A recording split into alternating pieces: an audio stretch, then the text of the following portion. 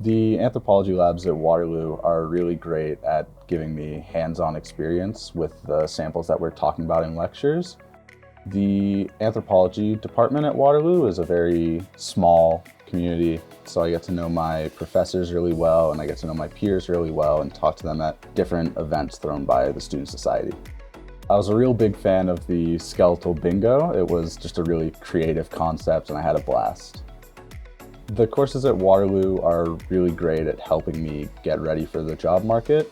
The professors discuss expectations, and upper year courses, a lot of the professors like to post about potential summer jobs or field schools.